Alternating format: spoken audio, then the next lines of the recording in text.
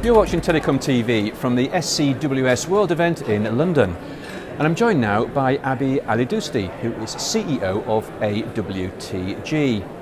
Abbey, nice to meet you and thanks for talking with Telecom TV.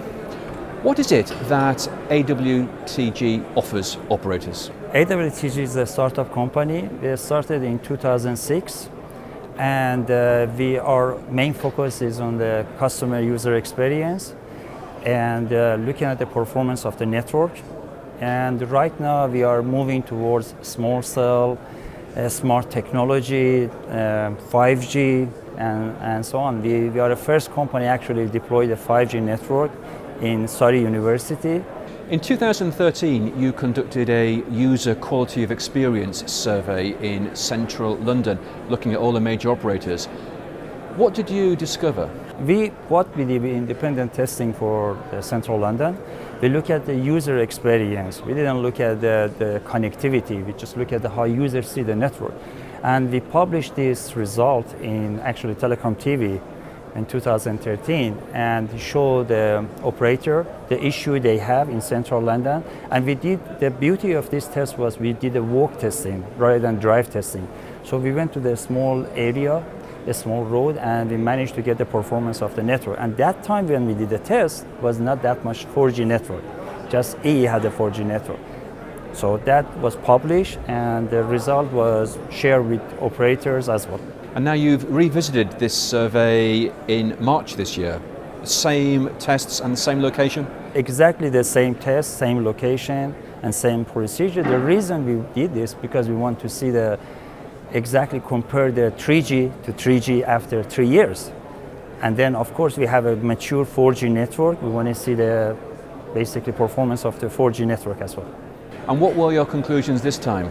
Well, interesting because what we find, there is still gap what operator promised to user and what user they are getting. So the result shows 4G network is congested. So that's a good news for operators because operator can see a lot of user is coming to their network, but the problem is user doesn't get the performance they want. So there is a gap. So what we are seeing and what the message we are giving, definitely, and the only way to actually look at the small cell deployment, and that's the only way on license a small cell to deploy in the central London to really enhance the network performance. So it's not just about the densification of licensed spectrum, we're going to also need license exempt spectrum as well. That's right, yes. Both of them, unlicensed and licensed. The problem is, macro network cannot really enhance the capacity inside the high capacity area. So what they have to do, they have to bring the coverage to a street level.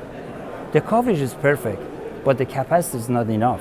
So the only way to have this small cell deployment in central and dense urban area.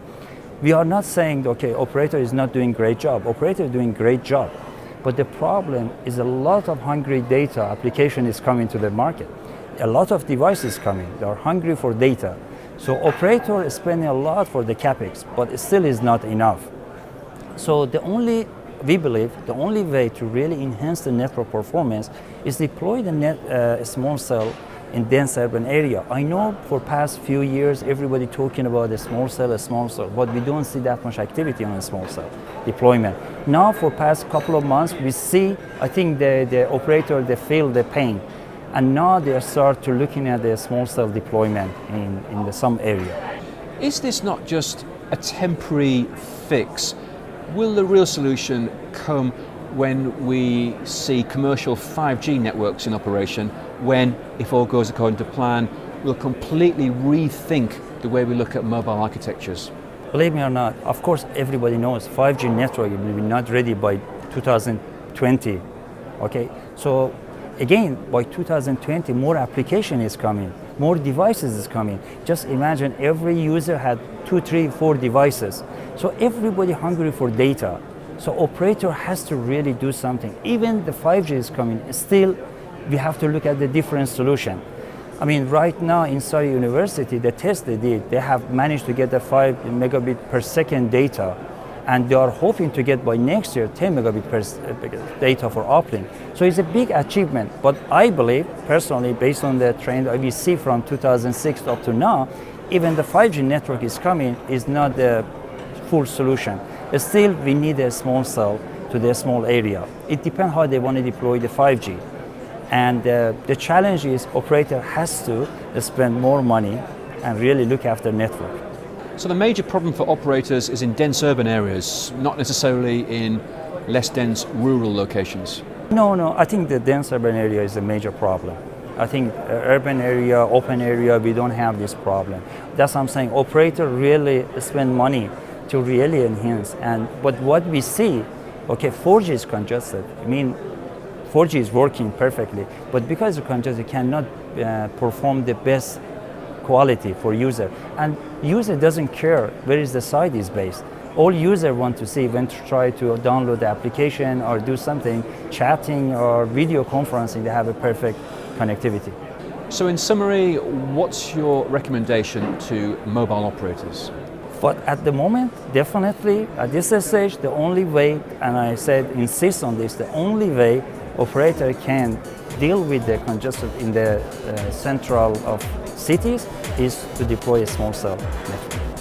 Abbey, thank you very much indeed.